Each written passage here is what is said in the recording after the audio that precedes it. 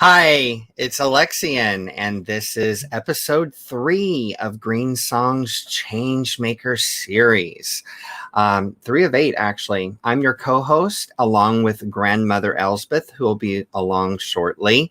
But it's my pleasure to continue to stream this 8-week series from my studio here in Orlando, Florida. As always, I always have this favor to ask. If you've not shared yet, this is your third chance. Click those share buttons on the YouTube video and on Facebook and share with your friends and family who think like us that we need to save the mother and do more ecologically green things in our everyday lives.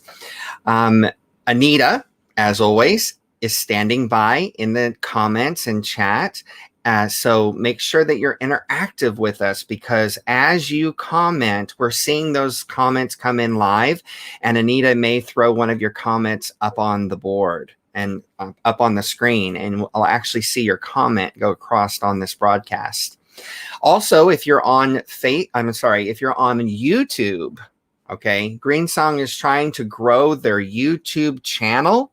So let's like those, hit the like button. How many likes can we get? We should make this a contest to see if we can get more likes every week. Wouldn't that be cool? So if you're watching, like the video. It doesn't matter if you're live or you're watching the replay later. Like this video, subscribe, hit the red button, and ring our bell. That's that little bell. That notification will keep you informed when there's live broadcasts and new videos showing up on the GreenSong YouTube channel. So again, this is the GreenSong Festival YouTube channel, and we are on a mission here. We are going to change the world with the Changemaker series. You can go to greensongfestival.com, where there's an auction going on, and also there is a way for you to donate, which is at bit.ly/gsdonate.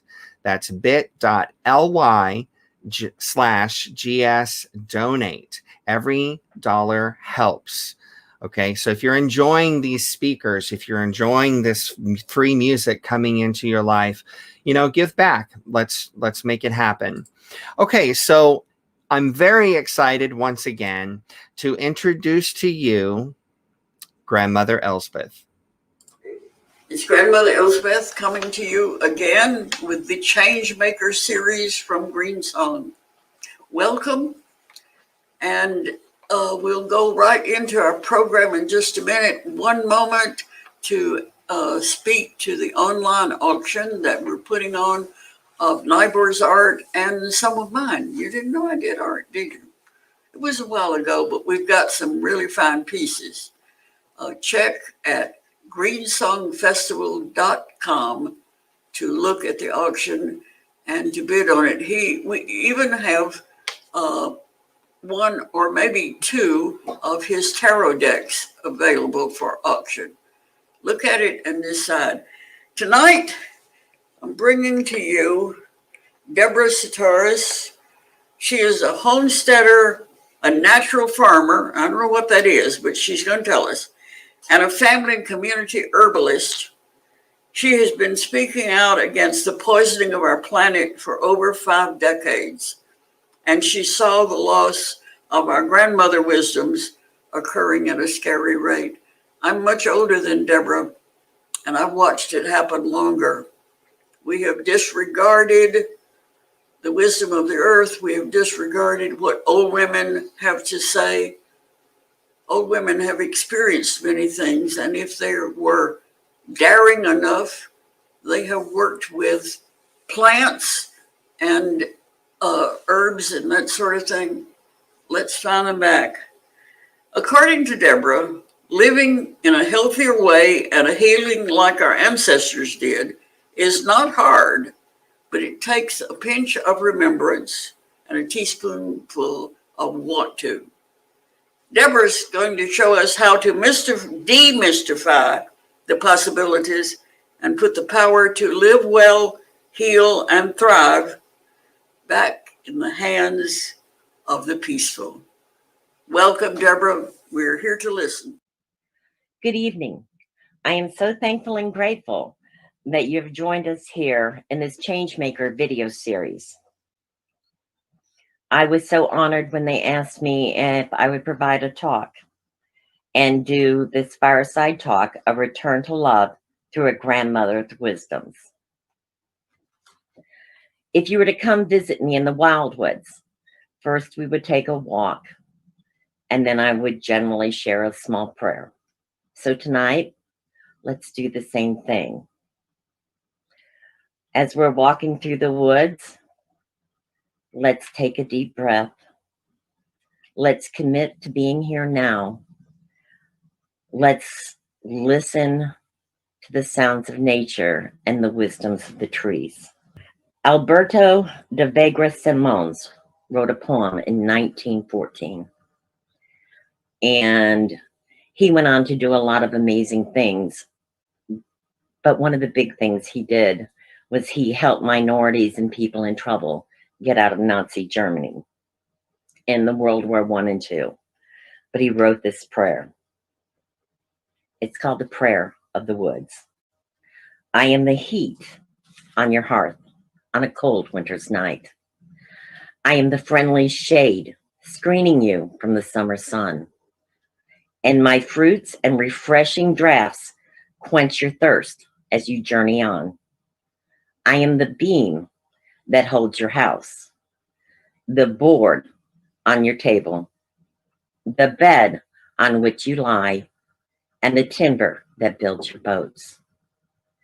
I am the handle of your hoe, the door of your homestead, the wood of your cradle, and the shell of your coffin. I am the bread of kindness and the flower of beauty. Ye who pass by, listen to my prayer. Harm me not.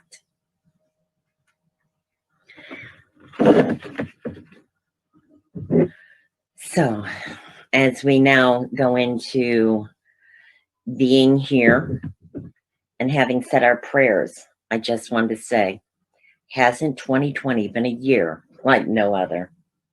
With so much going on with the changes and the closures and the chaos, everybody is a little overdone. But much of this chaos that we're experiencing today has been brewing for decades. It's not been just 2020. We're simply the pimple popping. When I was a young girl, I woke up from a dream. I was crying and my daddy came to me and he said, "What's up, baby?" And I said, "Daddy, we're in trouble. We're poisoning our air. We're poisoning our soil. We're poisoning our water. Daddy, we're in trouble." But nobody wants to see it. I still feel that same way today as I did over 5 decades ago. We're still in trouble and nobody wants to see it. But here in this time, I like to call the time of changes. Let's look into some of this that's brewing. Our short-sightedness and our disregard for nature ramped up in post-Vietnam War agricultural practices. And we started to disconnect from nature. We forgot the wisdoms of our ancestors and our tribes and our clans and our elders. We forgot to have a connection with nature. And as we lost that connection and that living in harmony, we decided that nature was something to be conquered and controlled. Unfortunately, we chose to use chemicals that were created for war and put it in part of our agricultural system. We changed our war mentality over to, instead of being against someone, to being against nature and being against weeds.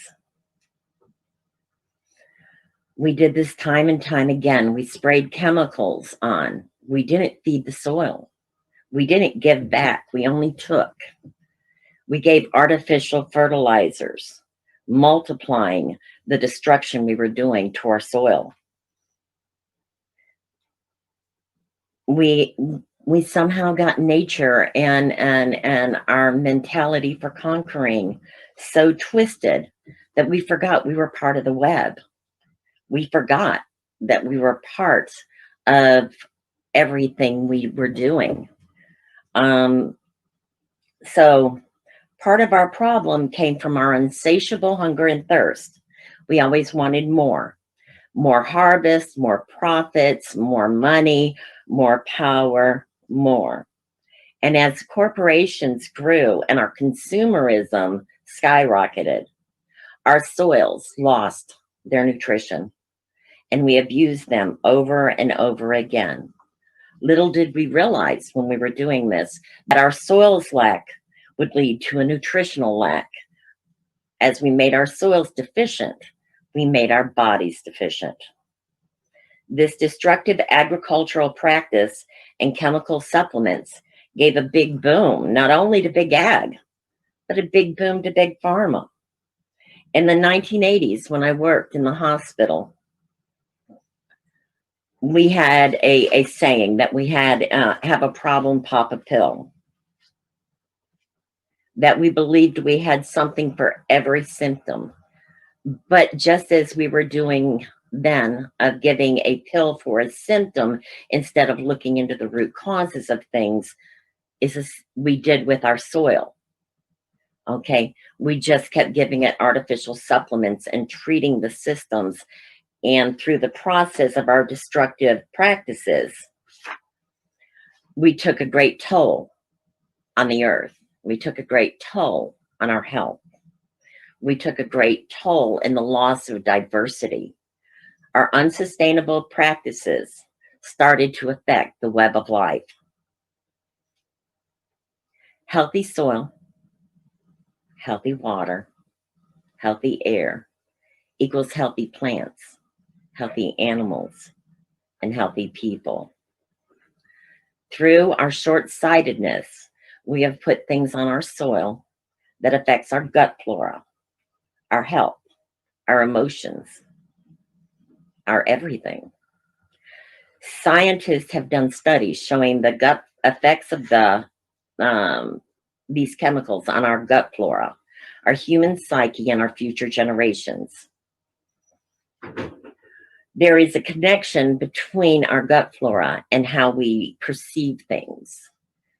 And with an imbalance of gut flora, many people do not process things appropriately, just like our immune systems become lacking. And in that process, we don't assimilate everything correctly, which is part of the reason why these chemicals are so damaging to our soil and our lives. As we killed the living soil, we killed the microbes out, we killed the weeds out, we damaged our own health. I mean, and our gut is a part of our health. It's our second brain.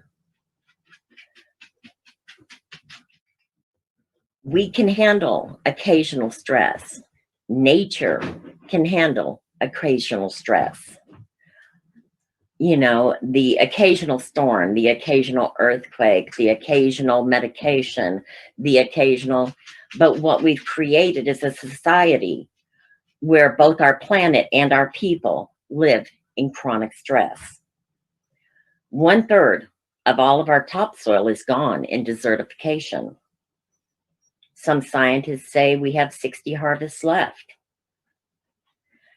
So we have so much to do and only a short time to make a change. When we look at what we've unknowingly done to our soil and what we've unknowingly done to our bodies, and we look at the outcome, we know that change has to be made. Now, if you add to what we've done to our planet and our bodies in the last 5 decades, and we add to it all of the political stress and the pandemic stress and our soul sicknesses that we're experiencing of hate and fear and anxiety, it's all connected, because what we do to the web of life, or any part of it, we do to ourselves. I think we can all agree that we have some really big changes to make, that we have made some mistakes and we have to choose wiser. Never before have we lived in such a go live world. And our mistakes and our equality that we are living in is shining like a full moon on a cold winter's night. I have been made witness on screens large and small of brothers and sisters of darker hues being mistreated, of Standing Rock, and watched grandmothers be taken out of prayer brutally. And I had my heartstrings pulled this year as a man cried for his mom, and I wished I could have been there. I have shed many tears for our BIPOC community with all of the loss of children and the tales that I have learned they have to tell their children to do in order just to survive. I think we can agree that our environment is not our only issue. Our environment, we have both soil sickness and soul sickness that we need to heal. I think we can all agree that we need to rejuvenate, renew, and recharge the stories we absorb and we tell. Stories are such a crucial part of our wellness and our survival. Stories improve our cognition. They help us to define ourselves. They expose us to perceptions different than our own. And it is the way that for generations we've shared wisdoms and we've shared morals and we've shared hope for tomorrow. I think that a lot of the problem is that we're not sitting by the fire with an elder, listening to those stories, but we're seeing live things that we didn't even know before now were issues. But we not only have an opportunity to improve our stories, but we have a responsibility to improve our stories as we learn more in this new live world. My grandma told me a story, and I'm gonna stop and share it with you. There was a young bride, and she had just gotten married, and she was doing her very first family dinner for her new in-laws, and she wanted everything to be so perfect. She spent all day, getting the house around, and she made a ham, and she made potatoes, and she made corn, and she made everything, and she thought the table was set perfectly. But when her in-laws came over, her in-laws looked at her table like there was something wrong, and she couldn't figure it out. So as her in-laws went to leave that night, there were whispers by the door. The next morning, she asked her husband, what was all the whispering about? And he said, they all wanted to know, why do you cut the ends off your ham? And I didn't know, so I couldn't tell him anything.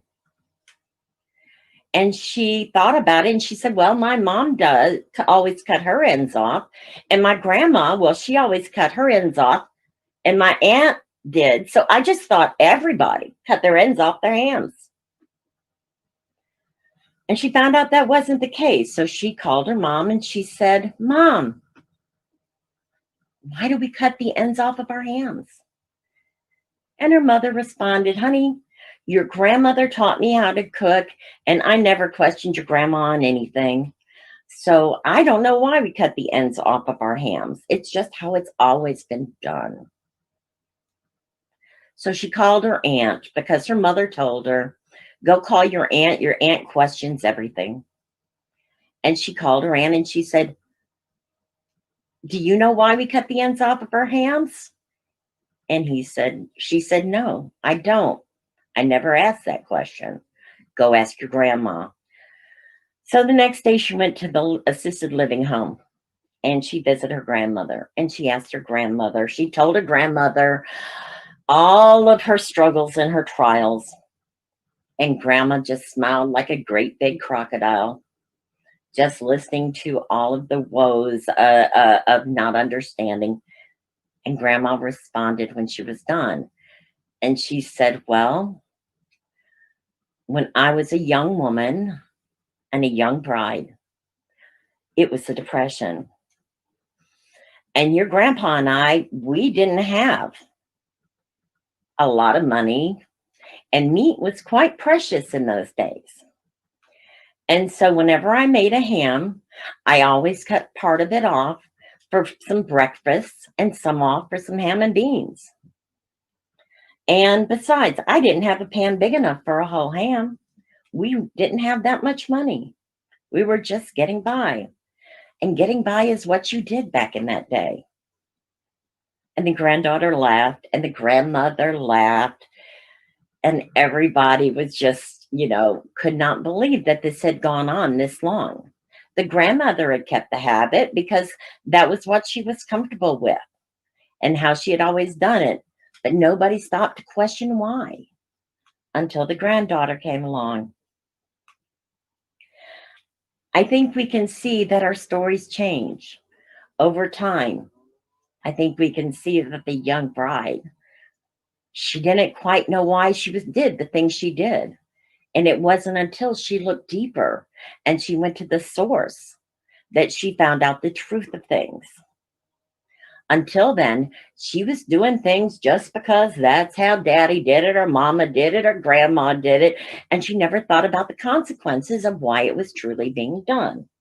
I think we have a lot of that going on in today's world. People are doing things because it's always how it's been done. But instead of listening, to our stories and seeing that we have a responsibility to question why we do things, especially things that we do just because somebody else did it. So in this apparent collapse that we have going, we must take it upon ourselves to mend our stories, to look a little deeper, to not treat symptoms, but go to the root.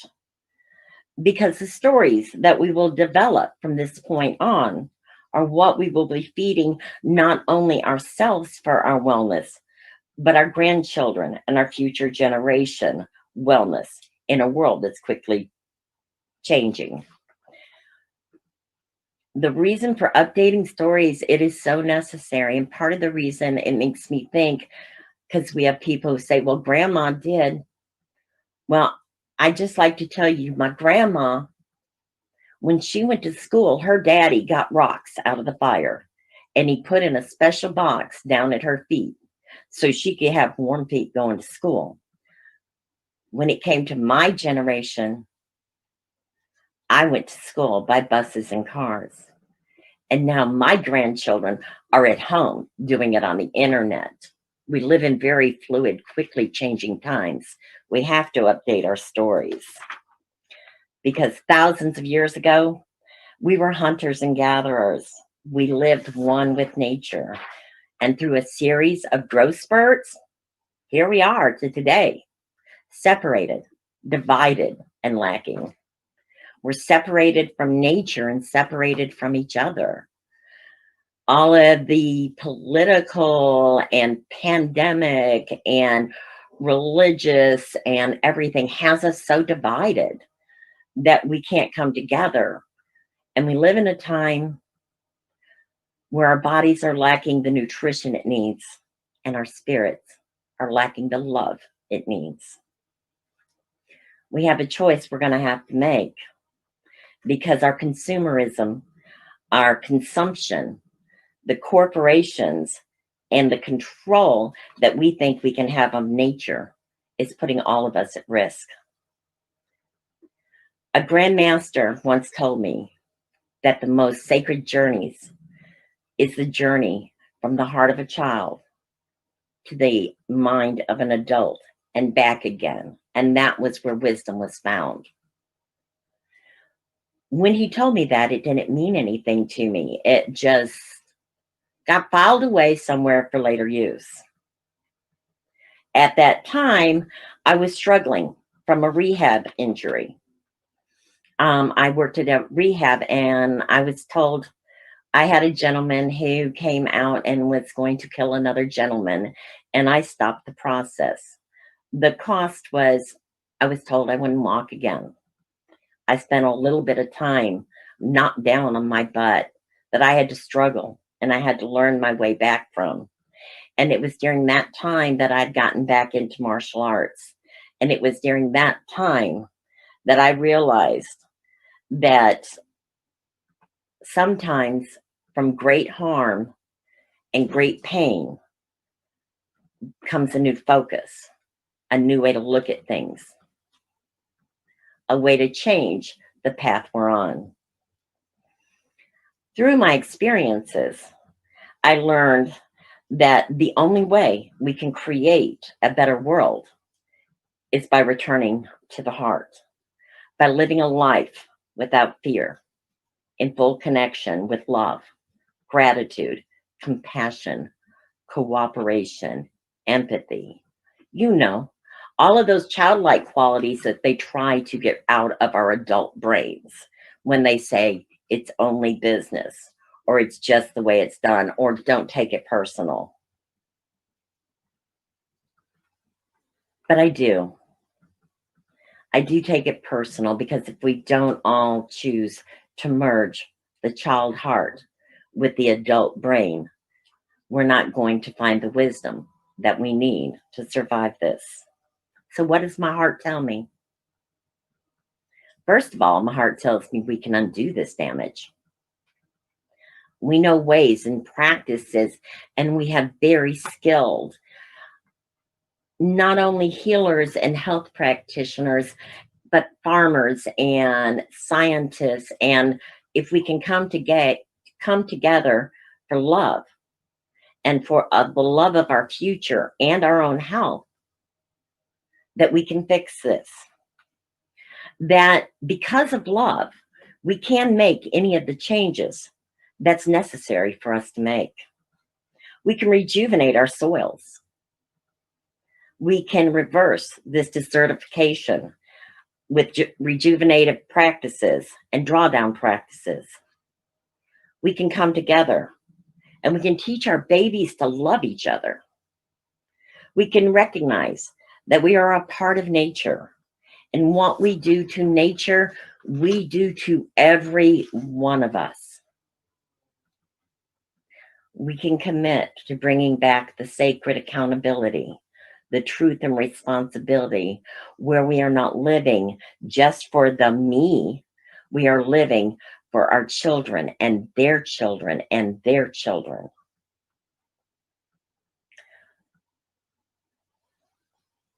The only way we make it through this is to reconnect our hearts and our brains and use the wisdom that the masters and grandmasters and the elders of all types know.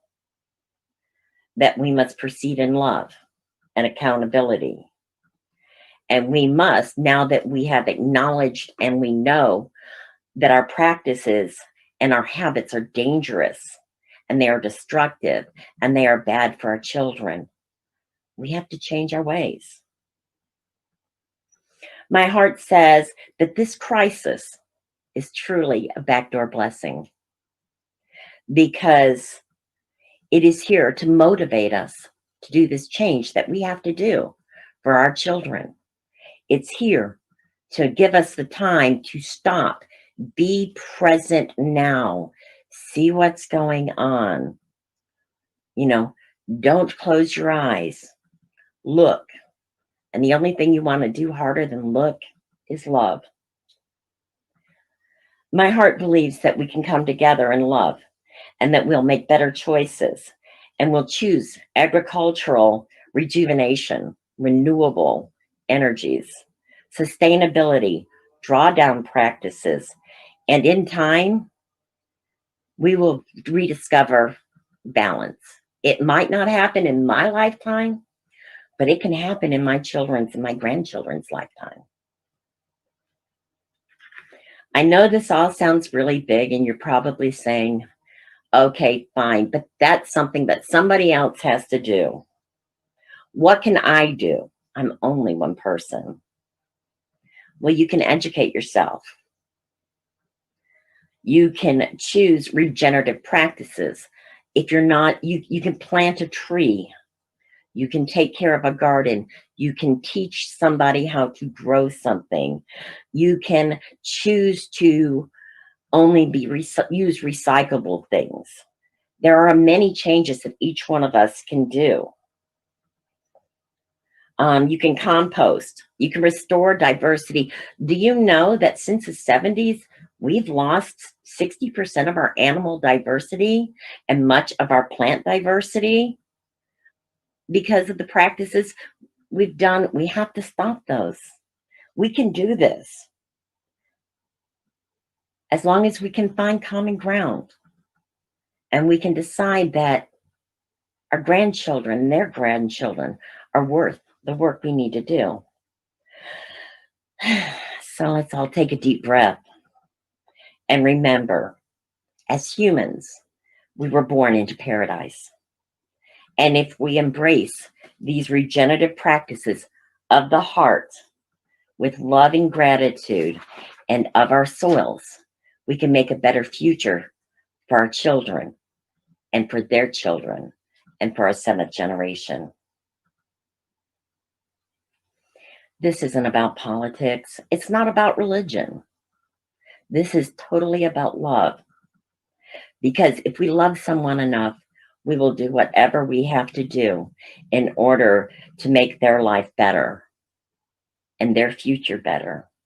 And that's what I'm asking everyone to consider tonight, is what can we do to make their life experience better, to help them thrive, to help them return to a time of love and paradise, and a time where with their child hearts, they don't see all this diversity. They don't see all this division. They don't see diversity as a bad thing. All they see is people and friends they haven't met yet. But if we can come back to the heart and we can work the practices with our soils, and we can regenerate our soils, this is how we get through this. Love is how we get through this. Rejuvenation must be our daily prayer and our daily work. Restoring balance truly can happen if we choose it. A new way and a new future is on its way. I don't believe this is the end of anything, but maybe the end of us closing our eyes to people doing bad things and us keep doing practices that we know better than. A new way's coming, but we have to feed it every day. A healthy diet of love, a healthy diet of awareness, and a healthy diet of we can do this. Because love is the only way we change our stories and our fate. We are all in this together. So tonight, in this here and now, as we sit in front of this fire, let us take our first step together and let us choose love. I can share my heart with you. I can tell you my stories. I can offer you a cup of tea.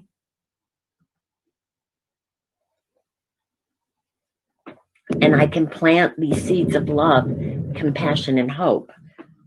But change isn't going to happen unless each of us decides to rejuvenate the soil and the souls we're planting the seeds in.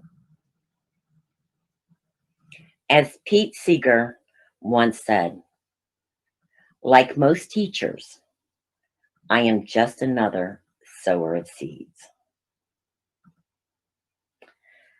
Thank each of you for being here. I'm honored to be here as part of the Changemaker series. I am blessed beyond measure to be able to connect with other people who see what I see, who feel what I feel, and are as passionately committed to our future generations as I am. I want to thank GreenSong for making this video series possible, and Grandmother Elspeth for dreaming it into being, and Tracy for making it happen. At least on my part. You don't know how bad I am with computers. I want to thank the beautiful change makers that are making this series and the amazing musicians that are a salve for our souls. I want to thank you, each of you, for being here, for being receptive to these seeds and being change makers yourself. I can't do anything alone, but together we are powerful. We can do this. Most of all, I want to thank my children, my grandchildren, and my great-grandchild for being my motivation for change, because it is out of love for them that I do everything I do. So as we wind this down and we take just a few moments to sit here and think about the path ahead of us. And I know that it sounds bleak. Don't believe them. For too long, we've let the corporations choose our path, and we've let other people choose our path, and institutions choose our path. Coming together as human beings, fighting for our children, that is nature at work. Let's take back control. May the love of light light our way as we make our way through these quickly changing times. Good night, and I wish you sweet dreams of amazing changes. Thank you. Thank you very much, Deborah. That was not only informing, but inspiring.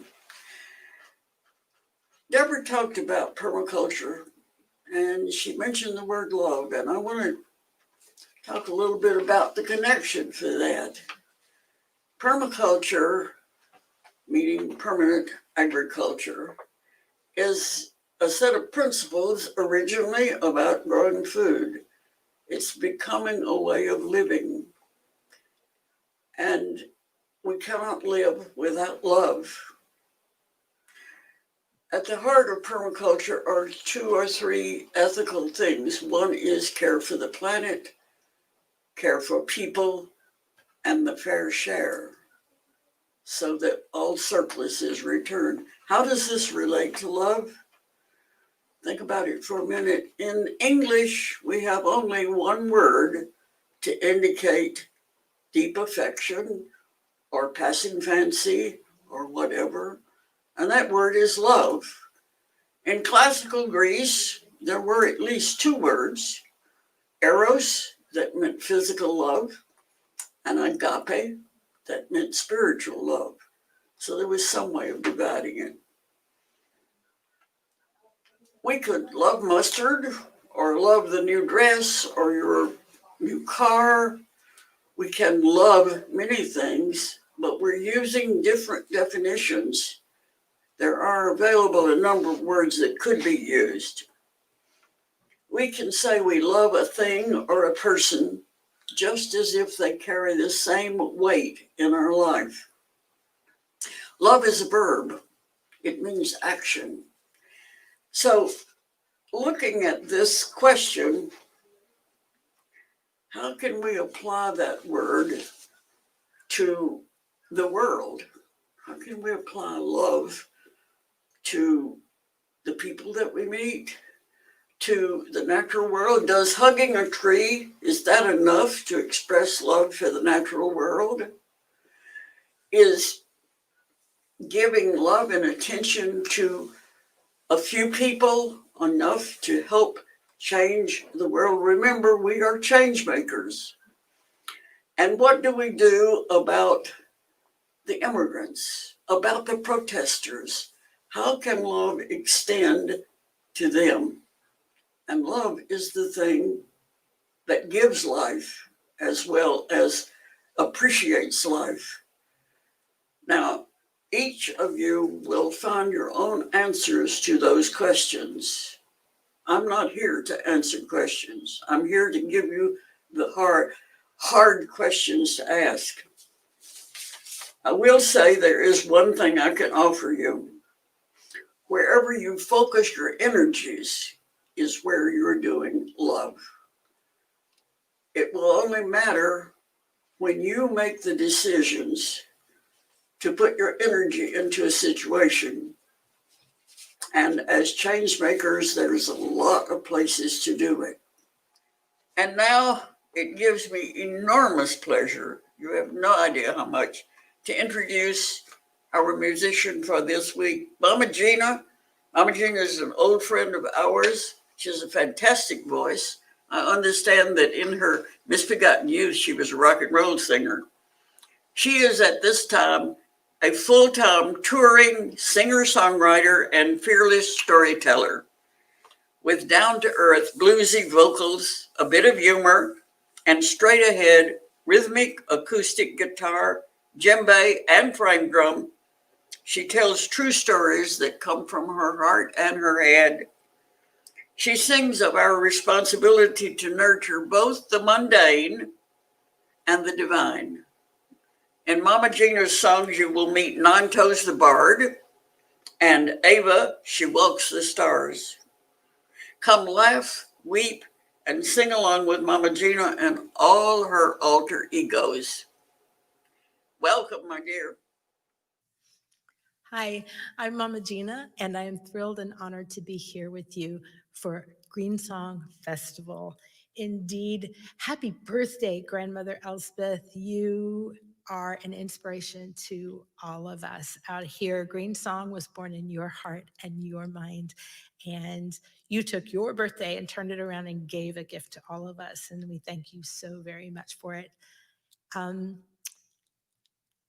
You're here at GreenSong, and you know what that means? That means you already understand the message and you already have some community around you. And I hope that grows through all of these weekends celebrating GreenSong. I'm not going to preach to you tonight. I'm just going to let the music say it for me. Here we go.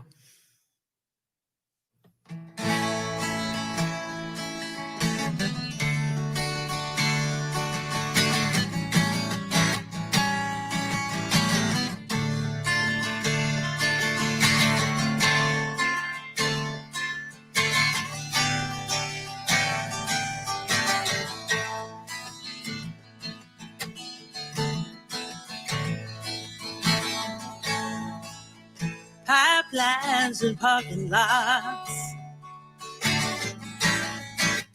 grow faster than the trees that are slowly disappearing with the oxygen we breathe.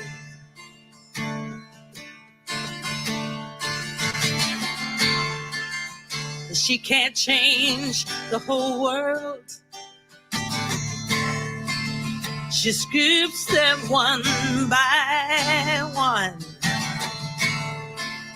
moving tiny roots on down the road before the backhoes come. You can't do it all yourself, so don't you even try.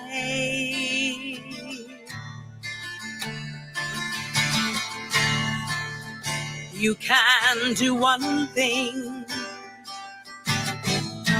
at a time.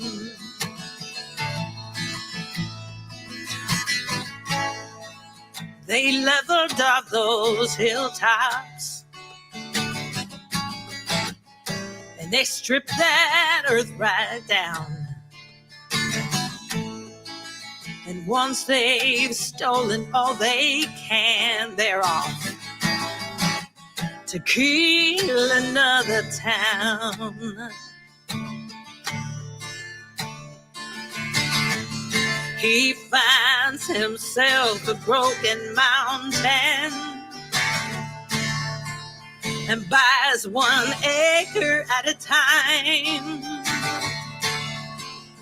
Hopes to get it all paid off and reclaimed before he dies. You can't do it all yourself, so don't you even try.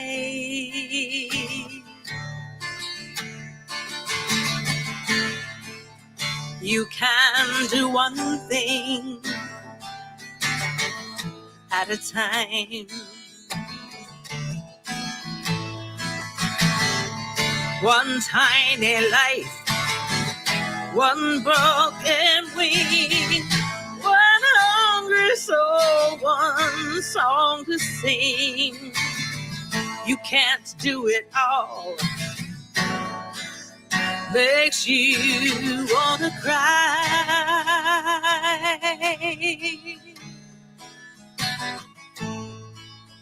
Oil spills out in the Gulf and coats that seagull's wings. They'd rather pay the penalties for the profit black gold brings.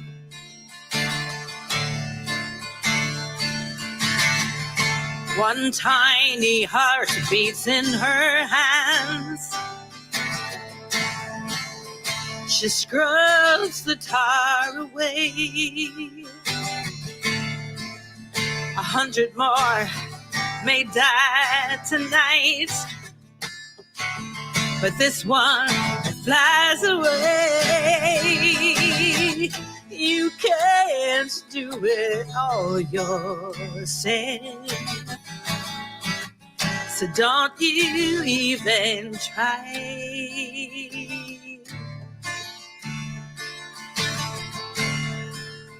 You can do one thing at a time.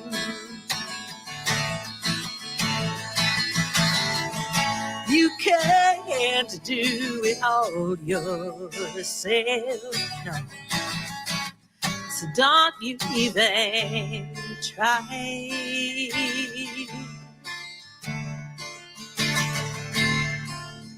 You can do one thing. You gotta do something. You can do one thing at a time.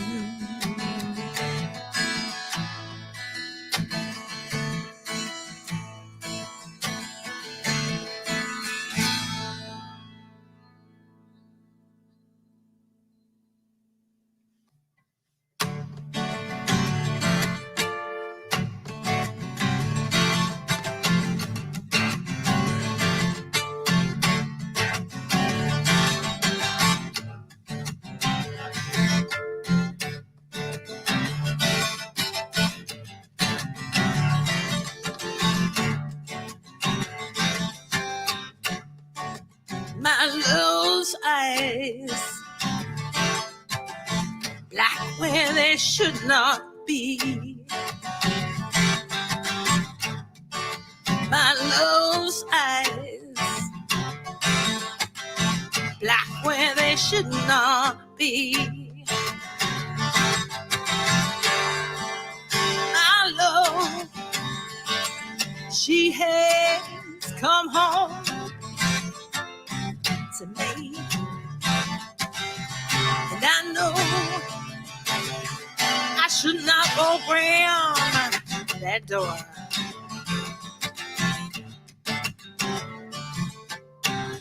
My love's skin, pale as a winter winter sky.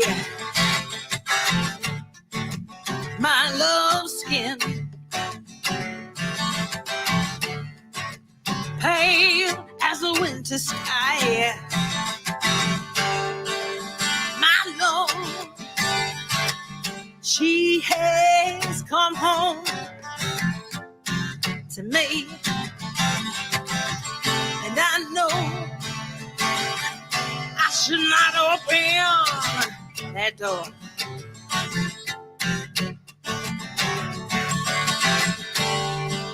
Cutwise said it was a fever run wild. She could not save my love. She could not save the child. And now my love, she has come home to me. And I know I should not open that door.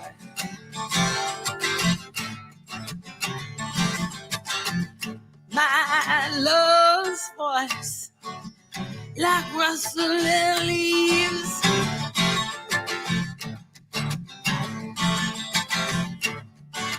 my love's voice, like rustling leaves.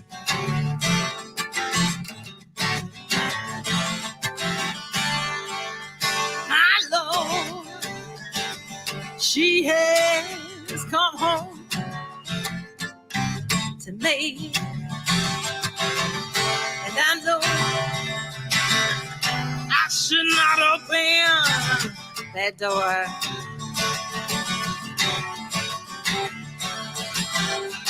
Cutwise said this death will come for us all.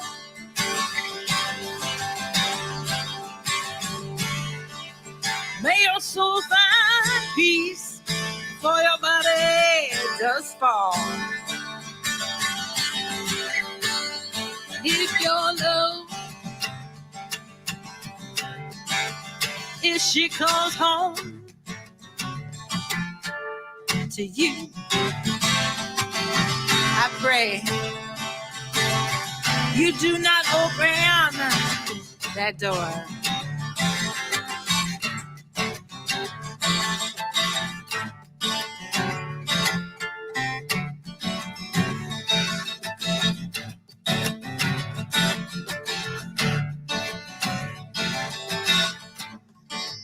My love's kiss on my lips like snow.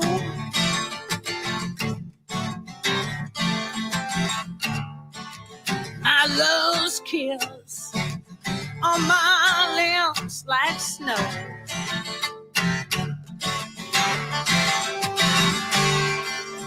My love, she has come home to me. And yes,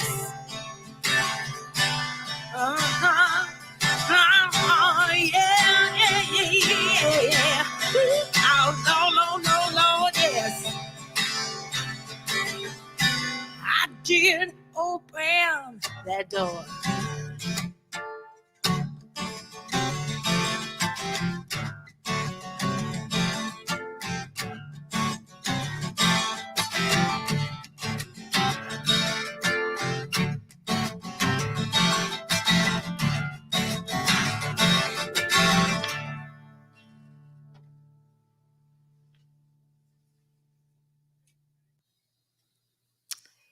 In my home state of Florida, there is a beautiful place called the Peace River.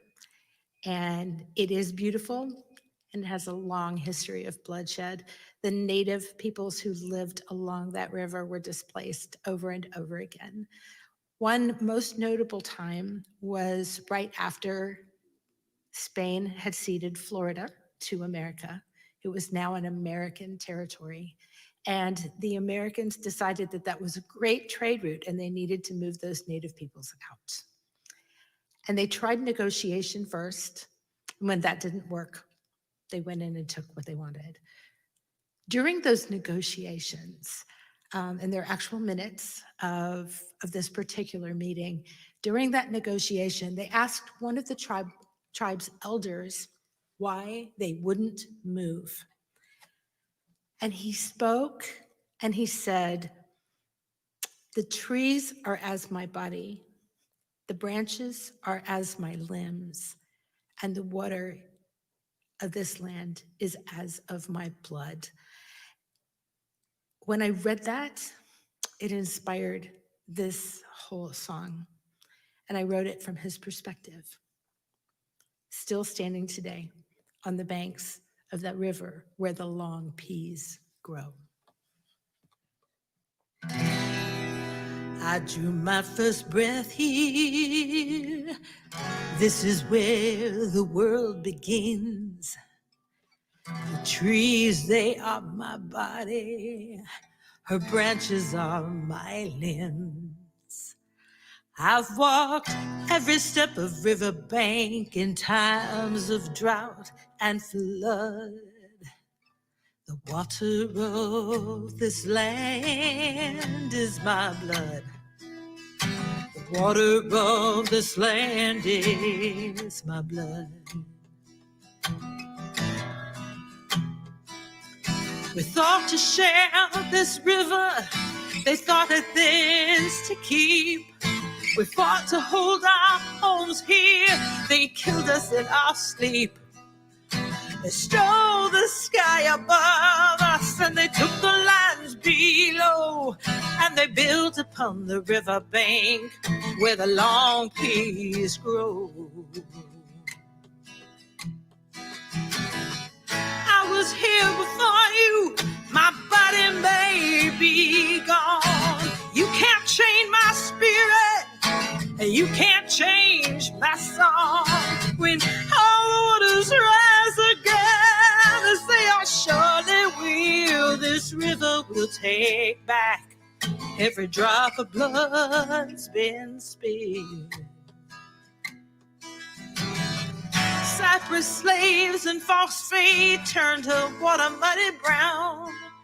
They turned that mud into gold till the railroad shut us down. And time has turned her back again, and you can find my soul all along the riverbanks where the long peas grow. I was here before you, my body may be gone. You can't change my spirit, and you can't change my song. When all the waters rise again, as they are surely will, this river will take back every drop of blood's been spilled. Time has made her whole again. You can find my soul all along the river banks where the long peas grow. I drew my first breath here. This is where the world begins. The trees, they are my body. Her branches are my limbs. I've walked every step of riverbank in times of drought and flood. The water of this land is my blood. The water of this land is my blood.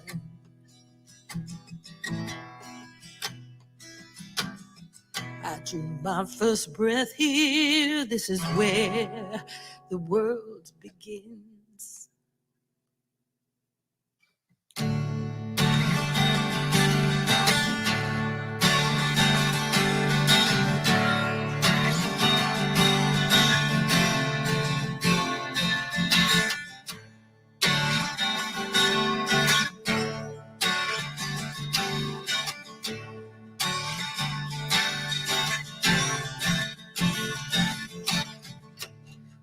Mournful sky,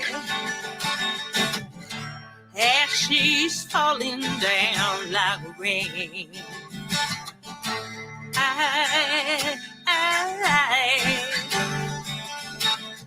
I hear that mountain's on fire again. My dying pillow, my dying bed, with the curtains drawn, I can still pretend there ain't nothing in the whole wide world but me.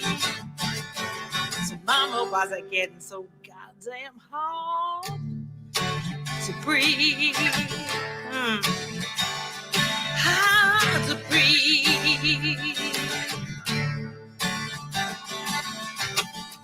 Never read much about things I couldn't see, like oxygen and love. Oh, and the soul inside of me.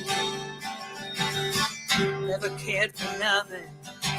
Now here at the end, I wanna hold on to something that's getting harder to pretend there ain't nothing in the whole wide world but me. So mama, why's it getting so goddamn hard to breathe? Hard to breathe, yeah.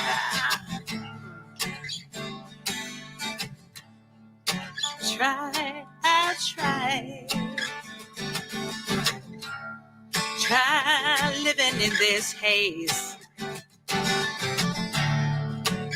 I choke on sky, yeah. Oh, and I'll always throw away. Looking at my life and all the damage done, burned it down around me and left no way to run. There ain't nothing in the whole wide world but me.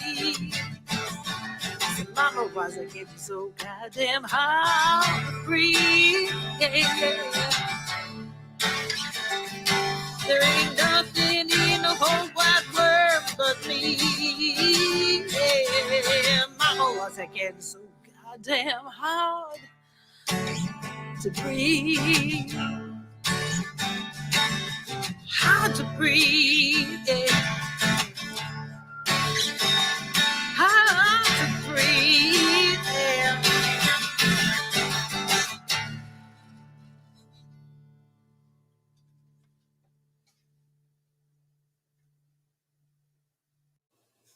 The Red King said, the moon is mine. The Blue King said, 'tis not. They gathered troops and armor, the finest could be bought. And as they count the days ahead, the bard she listened well to the hearts of every man, so she could truly tell the tale. Why do we teach our sons and daughters, oh, what their hearts are for, then battle for the moon and march them off to war? The bird has seen such bloodshed in her fine young life. She saw no glory in this war and wanted no one to die. She could not fight for peace, you know, that battle's never won.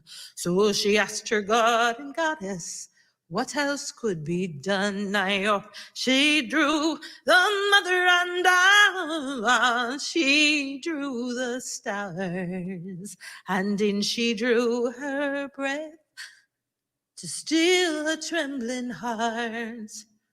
Her gods had gifted her with song, she knew what she must do, and she slept upon the field that night beneath the bright full moon. Why do we teach our sons and daughters, oh, what their hearts are for, then battle for the moon and march them off to war? 1,001 men to her left, the same upon her right. She sang that sun up in the sky. She sang with all her might. She sang love lost and love that won, and all the while she played. Not a man did cross her.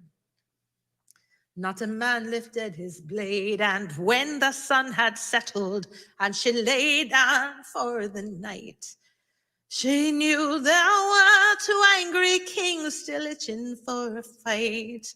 The second morning, like the first, she did what she must do, and though her throat was ragged, her voice, it rang out true. Why do we teach our sons and daughters, oh, what their hearts are for?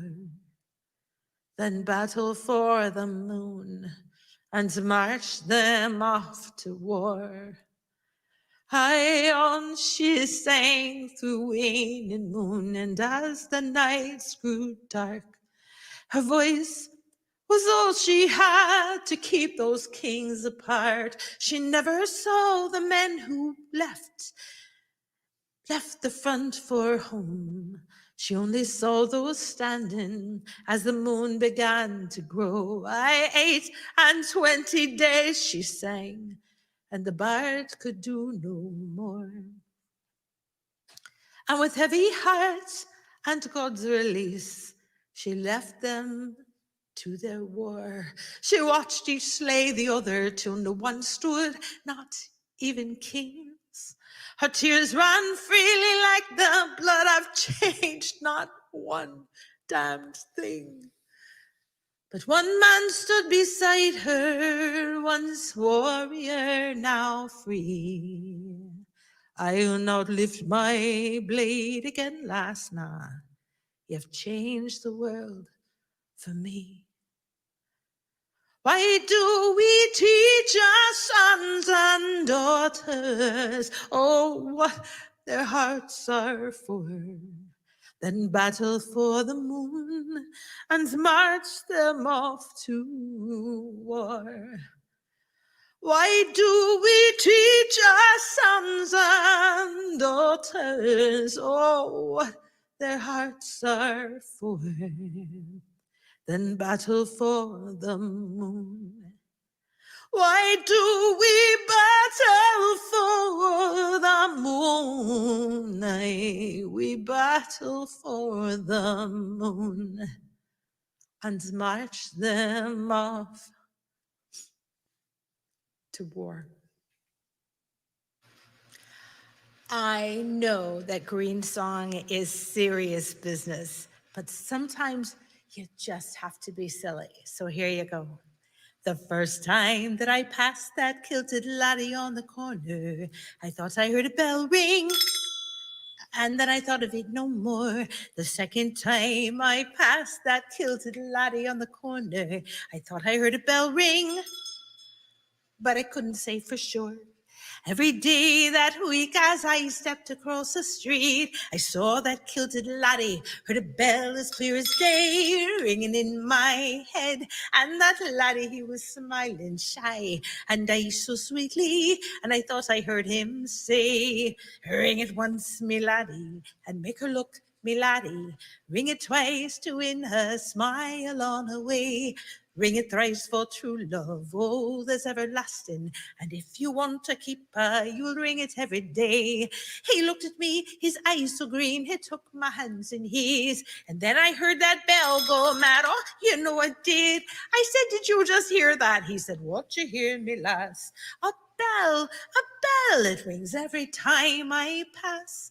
I pass you on this corner, and I hear that ringing sound. And he said, I hear bells, lass, whenever you're around. I looked into his eyes and I was under his sweet spell. I thought I heard him singing softly to himself. Ring it once, me laddie, and make her look, me laddie. Ring it twice to win her smile on her way. Ring it thrice for true love, oh, that's everlasting. And if you want to keep her, you will ring it every day. We met for tea and coffee, then we brunched, and then we picnicked. The conversations lingered and grew deeper over time. His kisses were delicious, and his touch was so electric. And every moment with him, I heard that sweet bell chime.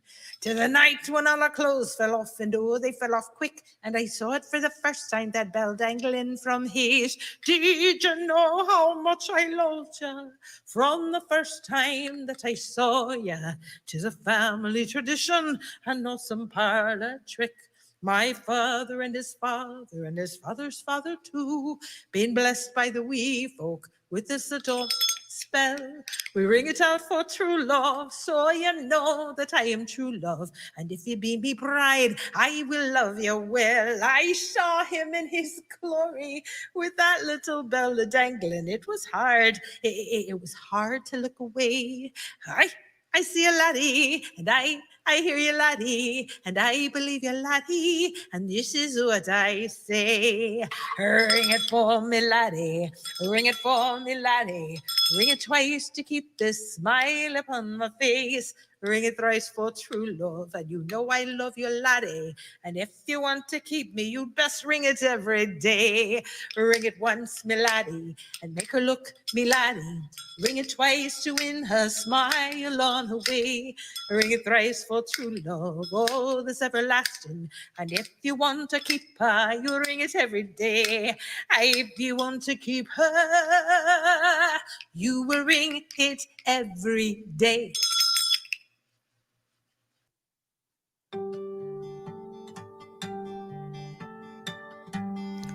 I believe love is the natural way of things. I believe that if we pay attention, we will finally begin to understand how much the earth wants to embrace us. I believe if we pay attention, we will understand our place in the universe and how much we are loved. This is a love song from a comet to a dying star. I was all a straight line, never veering from my path. My own light in the dark void, nothing to distract. A heart of ice on fire and every single eye jealous of my freedom as I blazed across the sky. You are golden brilliance and a warmth that radiates, your gravity more tempting than any eye would ever taste. Now I'm caught up in your orbit and I'm bending to your form, and I find myself revolving in a circle of your warmth. Hail the sun, that is you in my life, even as you melt this ice away. I have become less of me, more of you with each passing day. Hail the sun.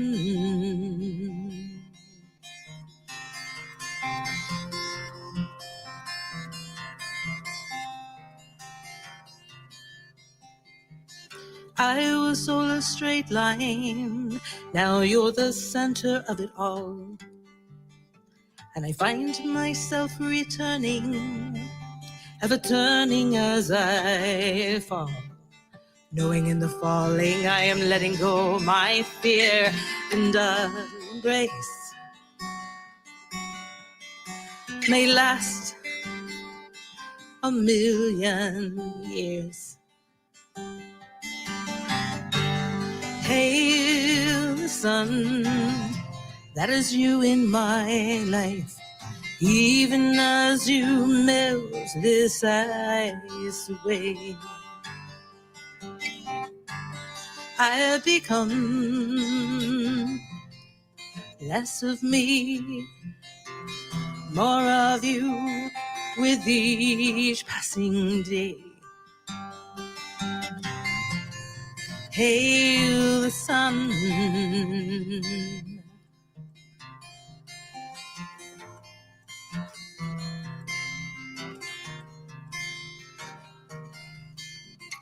I was on a straight line, never veering from my path.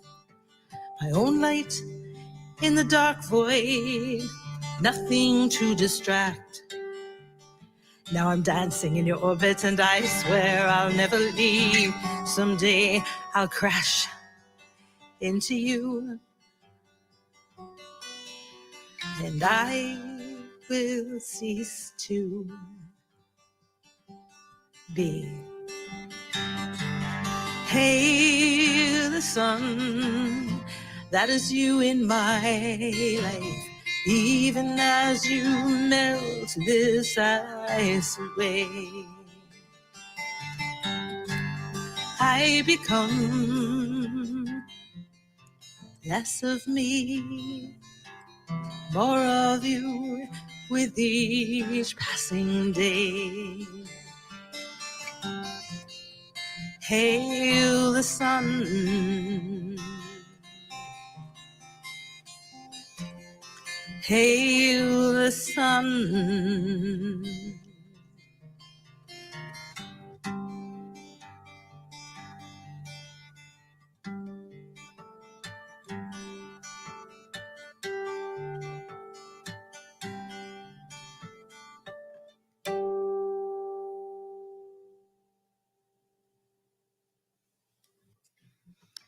Grandmother stands with her daughters nearby, some of them falling and some of them true. Depends on the rain and the sunlight that flows, if her footsteps take 10 years or 2. She walks and she reaches her roots and her limbs, embracing the weak on the way. She journeys from the center and outward she spins. She travels and ever she stays. She was born of a mother who fell in a storm of fire that crackled with light. An orphan, she reached for the roots of her kin and slumbered a long winter's night. She drank in their memories, she swallowed their bones, and awoke in the spring to the sun. Oh, the light that can kill you can also bring hope, and the grandmother she would become. Call her goddess, call her ancient one, the woman who walks in the wood. She is crone of the grove, leaf, fruit, and limb, and she still stands wherever she stood.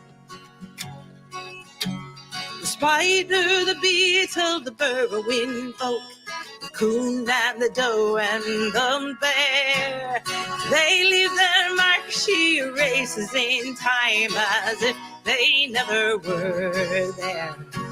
The cricket, the frog, the falcon, the wren raise their voice in continuous home. Their lives are too short for her to attend, yet Grandmother Tree is their home. Call her goddess, call her ancient one, the woman who walked in the wood. She is crone of the grove, leaf, root, and limb, and she still stands wherever she stood. Now the path has been paved, and the travelers it brings mark their progress in seconds, not years. For their roots will not hold through the aeons, she knows. Grandmother's shedding no tears. Oh, they may revere her and stand at her guard.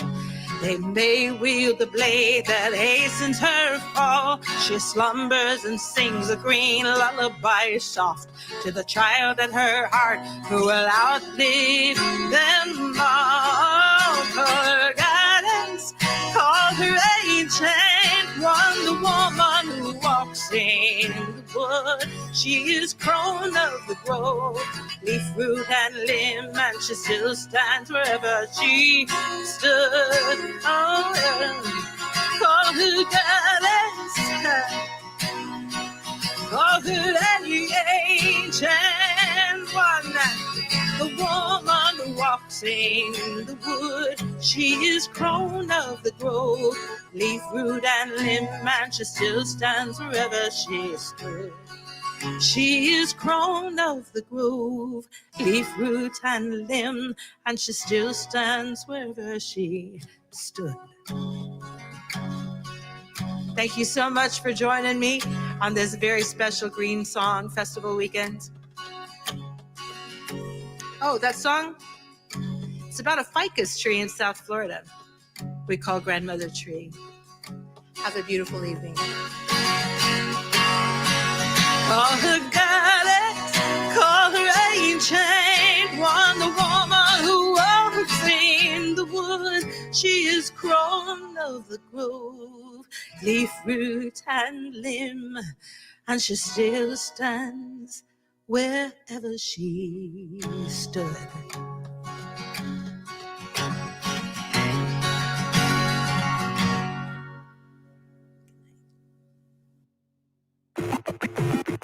This is how it starts with a heart. She might be broken, oh, she ain't standing still. This is how it starts with a heart. Her power spoken in a world that needs her will. This is how it starts with a heart that keeps on beating, oh, when life is tough. This is how it starts with a heart. Ain't no retreating, and she is more than enough.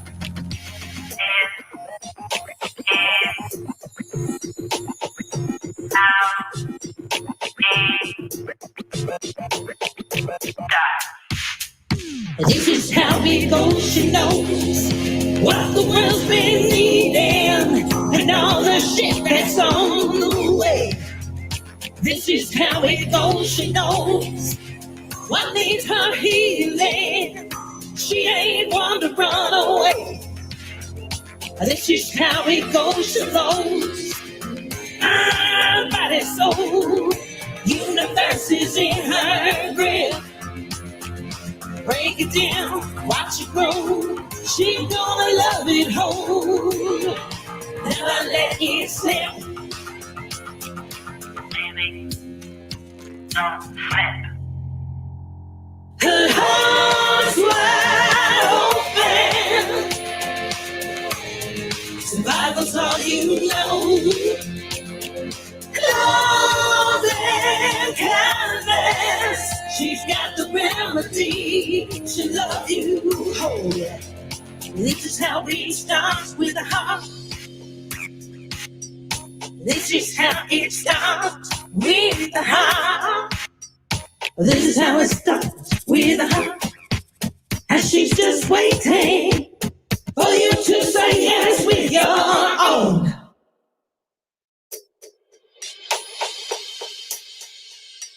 This is how it starts with a heart. She might be broken, oh, but she ain't standing still. This is how it starts with a heart.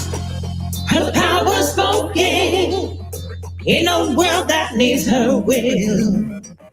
This is how it starts with a heart that keeps on beating, oh, when life is tough. This is how it starts with a heart. Ain't no retreating, and she is more than enough. Her heart's wide open. Survival's all all you know. Love and kindness, she's got the remedy. She'll love you whole. This is how we start with a heart. This is how it starts with a heart. This is how it starts with a heart. And she's just waiting for you to say yes with your own.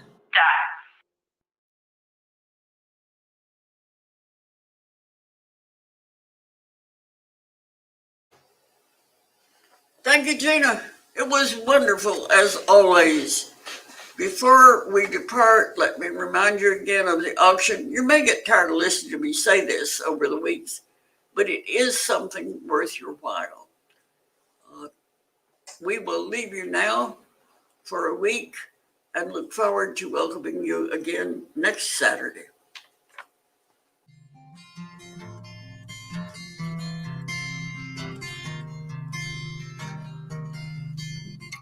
I was on a straight line, never veering from my path.